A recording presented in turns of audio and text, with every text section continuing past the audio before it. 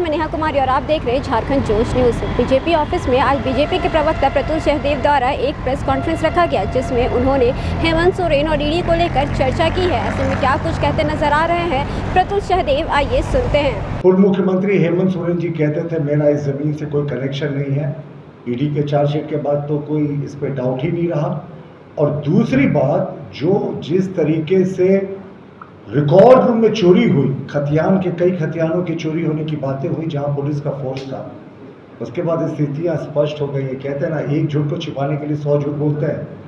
तो यहाँ एक क्राइम जो हुआ है, वो एक क्राइम के अलावा बहुत सारे क्राइम हुए हैं, उनको छिपाने के लिए क्राइम फिर क्राइम फिर क्राइम, ये लगातार होता जा रहा है। जो कल हुआ रिकॉर्ड रूम में, जिस तरीके से खतियान और दस्तावेजों और जो भी रजिस्टर 252 की बड़ी संख्या में चोरी हुई, ये अपने आप मुख्यमंत्री चंपई सोरेन के नेतृत्व वाली हेमंत सोरेन सरकार पार्ट 2 पर बड़ा प्रश्न खड़ा करता है।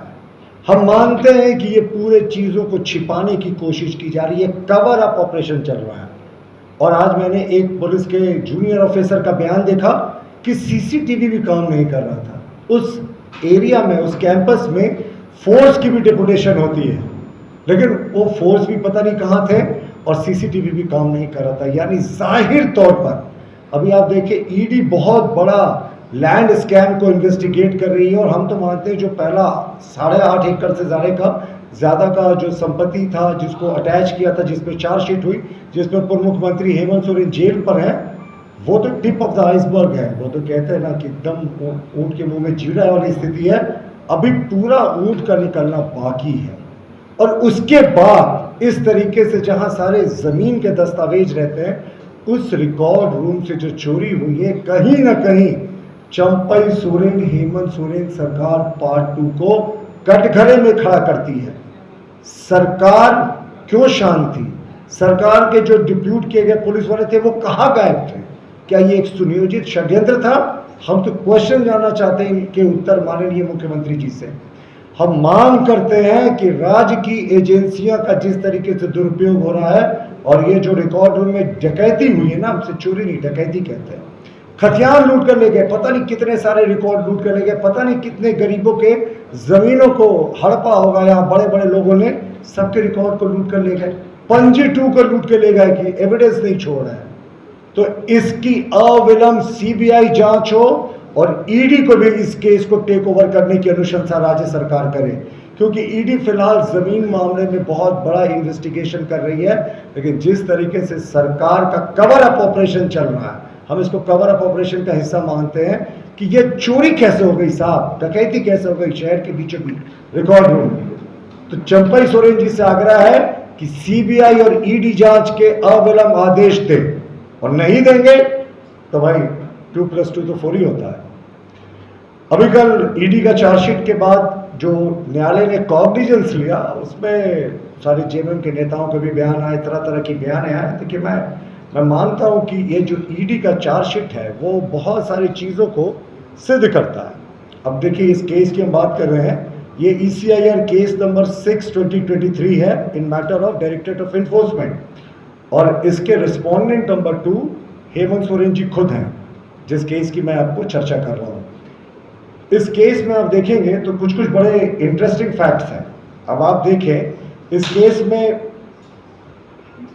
केस में जो एक सिंडिकेट काम करता था, भानु प्रसाद जो अंचल का कर्मचारी था, उसके साथ कई अधिकारी मिले हुए थे, जिसमें सीओ तत्कालीन मनोज कुमार और तमाम लोग, छवि रंजन जी का भी उसमें नाम आया था। ये लोग मिलकर सिंडिकेट चलाते थे जमीन कब्जा करने का।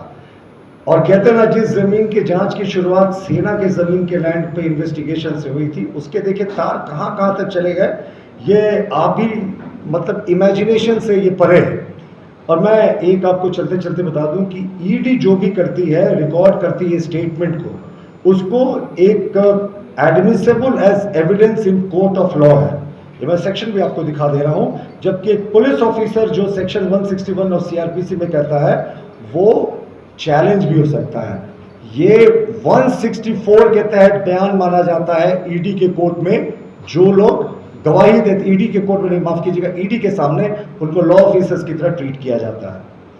तो हम लौटते हैं वापस, जिस तरीके से आए और चैट्स आए, चैट में इनका कहना था कि इस ज़मीन से इनका कुछ लेना देना नहीं, पर एक एजेंट विनोद भी एक किरदार था इस पूरे केस में, जो जिसके चैट आप हम बहुत बार डिस्कस कर चुके हैं कि किस तरीके से वो सारा ट्रांसफ़र पोस्टिंग कराता था, डीसी का, एसपी का, तमाम तरह की चीज़ें होती थी।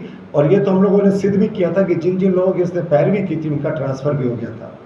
ये भी आपको अच्छे से जानकारी में है कि जो एक नक्शा विनोद और हेमंत जी के मोबाइल के बीच ऑफिशियल चैट था, हेमंत जी का मोबाइल नंबर मैं डिस्क्लोज नहीं कर रहा हूँ, हालांकि ईडी के चार्जशीट में यहाँ है, और न मैं विनोद का कर रहा हूँ, लेकिन ईडी की चार्जशीट का हिस्सा है कि उसमें इस नक्शे का आदान प्रदान हुआ था। यानी ये नक्शा था और इस नक्शे का इलाका जो बताया गया था वो लालू खटाल का एरिया बताया गया था, बड़गाई बरियातू में, और उस पूरे इलाके में इतनी बड़ी जो ज़मीन बनाने के लिए कोई दूसरी जगह नहीं है, इतना बड़ा जो कंस्ट्रक्शन करने के लिए है वो कोई दूसरी जगह नहीं थी। तो आप इसे सोच सकते हैं कि किस तरीके से इनके तार साफ साफ एक दूसरे से जुड़े हुए थे। जैसा कि आपने सुना, क्या कुछ कहते नजर आ रहे थे प्रतुल सहदेव। उनका कहना है कि जितने भी चार्जेस ईडी द्वारा लगाए गए हैं वो सारे सही है, क्योंकि इस पर सारे सबूत हेमंत सोरेन ने खुद दिए हैं उन्हें। ऐसे ही और अब ये चर्चा आगे कितना रंग लाएगा ये देखना बहुत दिलचस्प होगा। ऐसे ही तमाम खबरों को देखते रहने के लिए बने रहिए झारखंड जोश के साथ। धन्यवाद।